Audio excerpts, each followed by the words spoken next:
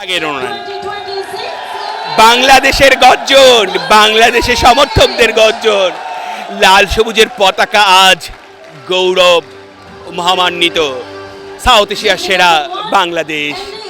সবার আগে Ronan champion medal নিতে, তারপর ইসমাইল, মিতুল, কামাল মৃধা, একের পর এক চন্দন রয়, এমডি মানিক, একের পর এক ফুটবলার তারা গেল এবং গিয়ে সবার আগে রোনানের যে কাজটা হলো, শিরোপাটার খুব কাছে